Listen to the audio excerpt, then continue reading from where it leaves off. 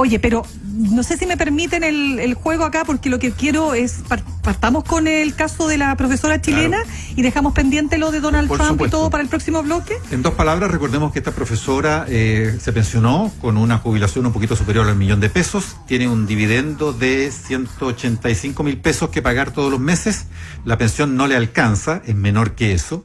Pese a su ahorro previsional, tuvo lagunas y probablemente ganó un sueldo muy inferior mucho tiempo y no tiene más fondos que 46 millones de pesos.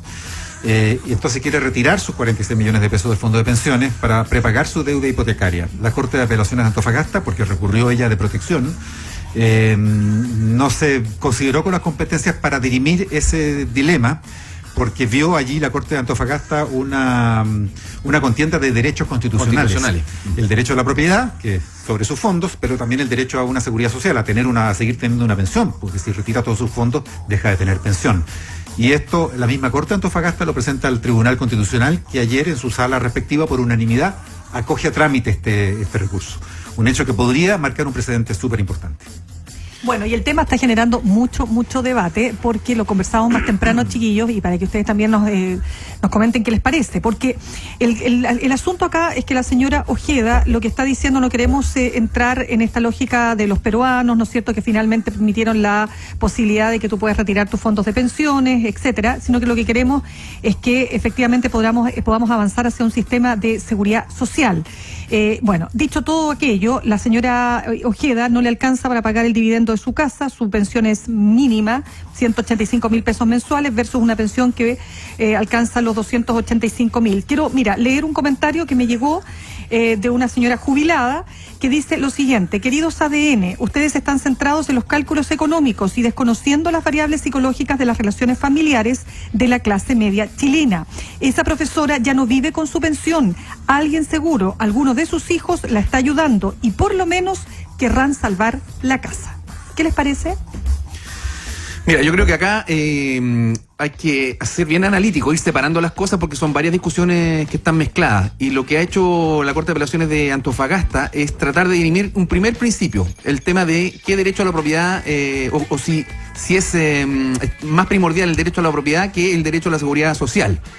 Y ahí está una discusión muy interesante. No está en discusión el tema del sistema de pensiones en Chile, pero sí le podría pegar un tremendo empeñón, y algunos dicen que podría incluso hasta quebrarlo, en caso de que, supongamos, el Tribunal Constitucional le encontrara razón a la señora Ojeda, y le permitiera no le permitiera inmediatamente, pero abriera la puerta para que ella pudiera retirar sus fondos y poder pagar su casa, en fin. Es decir, dueña absoluta de sus recursos. Otra cosa tiene que ver cuándo tú podrías retirar la plata. Ella ya está jubilada, ¿ah? Entonces, lo que dice el sistema de pensiones es que, claro, tú te tienes que cotizar mes a mes, los meses que estás trabajando, porque hay otro tema derivado, y después te la devuelven en la manera de pensión. Bueno, eso también se podría discutir. ¿Cómo te la devuelven? ¿En cuántas cuotas? Y uno podría optar en caso de que se abriera esa puerta. Pero insisto, acá se está dirimiendo un principio.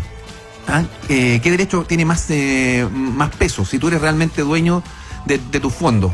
Y el tema de la seguridad social también se puede explicar o analizar desde el punto de vista, claro, todos estamos obligados efectivamente en Chile a cotizar a las AFP.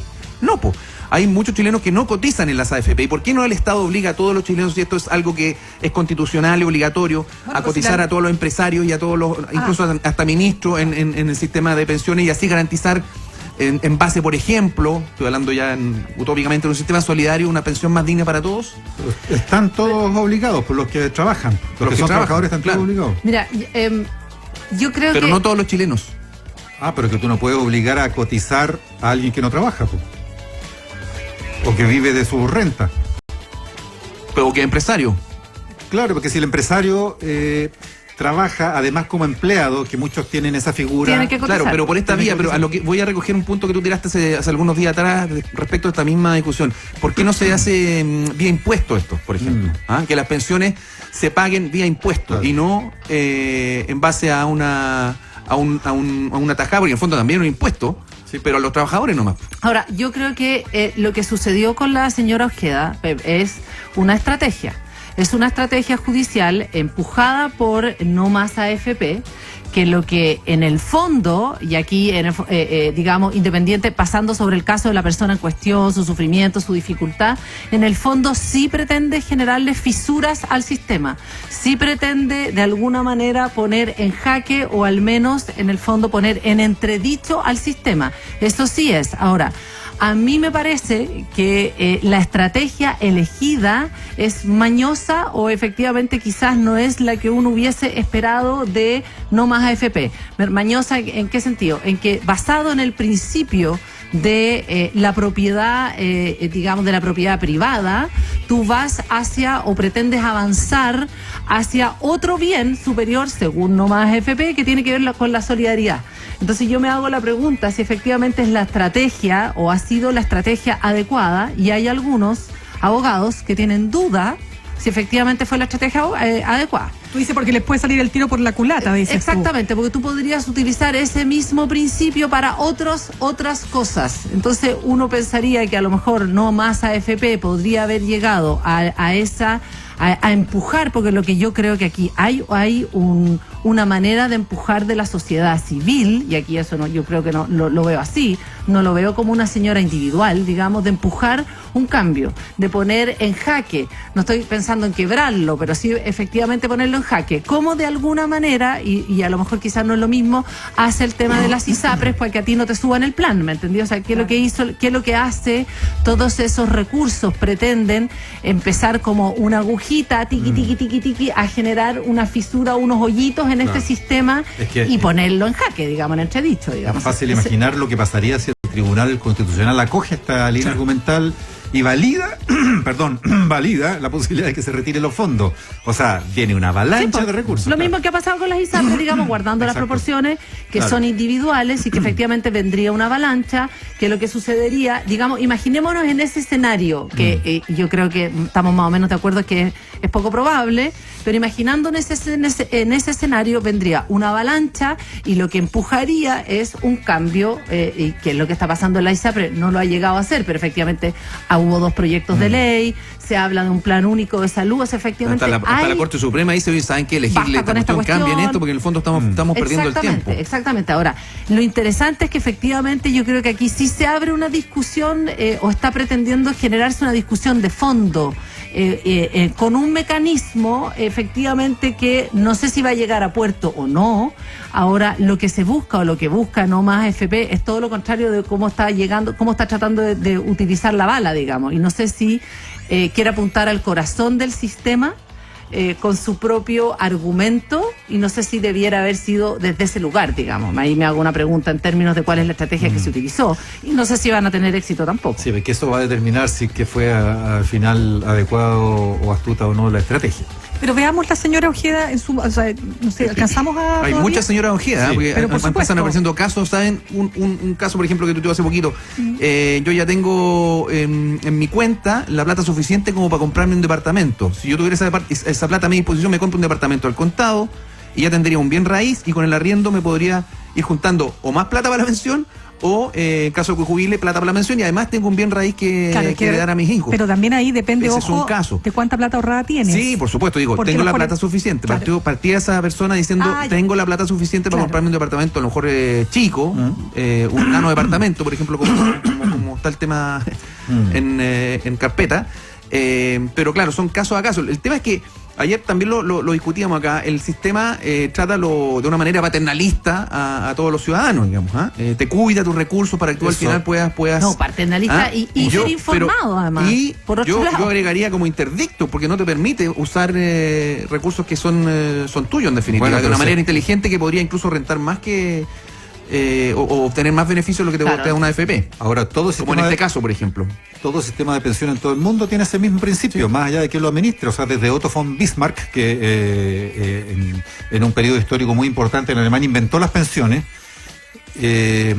somos todos interdictos entonces, porque implicó que la gente tenía que empezar a cotizar para su pensión, y ni siquiera para la propia, sino para los de los demás, los que ya están jubilados. O sea, yo no estoy... Cuestión que ahora ya se diluyó porque los países... En Chile no somos todos interdictos, porque al fondo, insisto, algunos no tienen la obligación de cotizar. Yo tengo severas dudas de abrir el sistema y no digo que efectivamente su corazón, es decir, esto es una capitalización individual, por lo tanto, yo debiera tener, el principio debiera ser, esos fondos son míos y hago lo que quiero con ellos. O sea, digo, en principio, digamos. Pero creo que se abre una puerta a pagar tus deudas con esa plata, de lo cual yo tengo severas dudas. Creo que efectivamente el sistema debiera ir hacia algo que tenga que ver con la solidaridad. El dicho popular, ¿me pan para hoy.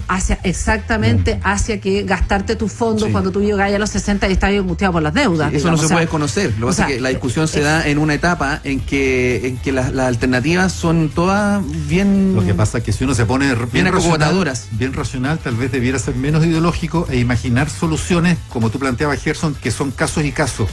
Porque yo no sé si la profesora va a resolver sus problemas de vida si se gasta los 46 millones que tiene en pagar la deuda y quedar sin pensión. Porque va a vivir hasta los 100, pues obvio que no los va a resolver. Entonces, ¿cómo va a seguir? Depende, porque lo que decíamos, puede arrendar 2 piezas de su casa. Claro, pero también las puede arrendar ahora para pagar el dividendo. Pero que capaz que hace un cálculo y dice, claro, por eso. Ese será el cálculo que ella hace, y como está con la gente de la... Tienes que calcular lo que está pagando por dividendo, pues si ella está pagando casi 300.000. Sí, pero mira, no me quiero detener en eso, porque lo que quiero decir es que no sé lo que pasará con ella. Me pregunto, porque que jodido el tema. Pero puede haber casos como los que describía Gerson, donde alguien sí tenga un capital importante, porque en una de esas pudo hacer APB, porque no tiene laguna, porque tiene más plata acumulada, y realmente le dé para comprar, por ejemplo, porque lo más típico aquí como solución es la propiedad, bienes raíces, comprarse un inmueble, un departamento, y arrendarlo y tener una renta mejor que la pensión. Puede haber casos así. Pero yo hacía algunos cálculos en la mañana, Mirna, que si tú ves la gran masa de trabajadores en Chile acercándose ya a los 60, 65 años, mujeres, hombres, está con montos de unas pocas decenas de millones de pesos. Entonces, ¿qué propiedad te compras con eso? ¿Qué dividendo, qué arriendo te va a dar? Mira, entonces, ¿es mejor que la pensión que recibirías o no? Y si no es mejor, no, pues mejor déjala como pensión. Pero en una de esas hay casos en que es mejor. Y que tú puedes justificar, porque estas cosas se hacen, el sistema financiero cada vez que te va a dar un crédito te evalúa. Entonces tú podrías tener una evaluación más o menos objetiva o que existiera un sistema que te exija 3 evaluaciones diferentes, y que si tú tienes 3 evaluaciones justificadas, pudiera haber un mecanismo por el cual te permitieran retirar su plata o parte de tu plata. Hay una cuestión súper interesante, hay una discusión ahora muy breve que está teniendo en Francia también con respecto al tema de una reforma del sistema de pensiones. Macron lo está enfrentando, pero es tan interesante cuando parte y desde dónde parte la discusión de la reforma de pensiones, que dice lo siguiente: esta refundación debe preservar el marco al que están unidos los franceses, que es el siguiente, el de un sistema de reparto fundado sobre la solidaridad entre generaciones, teniendo en cuenta las carreras de cada uno, pero garantizando un alto nivel de solidaridad. Efectivamente, cada uno tiene que ver con su carrera, y así recibes tu pensión. Pero es falso que sea de reparto. No, solamente habla de solidaridad entre generaciones, o sea, unos conceptos, todo lo que tú estás diciendo con respecto al tema de cómo sería la señora, es lo mismo que hablar en un sistema financiero, que es cómo funciona el sistema de pensiones. O sea, es que ya además es extremar, digamos, el sistema, es decir, que cada uno fuera a su pensión o recibir eso según su evaluación financiera de nuevo. Claro, ahora, ¿entendí? Esa evaluación financiera, porque arriba, tenemos un caso de que podría ser, o sea, pero el modelo. La gran mayoría de los casos no son... Sí, probablemente. No, pero si eso es lo que está reclamando la señora, claro. Quiere extremar el modelo, quiere ahora de propiedad privada pura. O sea, por eso llama la atención. Y que entonces la AFP ahora extrema el modelo aún más. Claro. Entonces ellos de manera directa, ¿cachai? Sí, eso sería. Oye, pero a propósito de los casos y casos... Es lo que está buscando buscando no más AFP. ¿Me entienden la brutalidad que tiene? Sí. Lo brutal lo digo como en términos ahora, como de... Cuando tú dices lo brutal son la cantidad de pensionados el año pasado que tuvieron una pensión que no llega a las 50 lucas. El año pasado jubilaron 125.000 personas. La mitad gana menos de 48.000 pesos de pensión. Entonces, esos son los datos. Claro.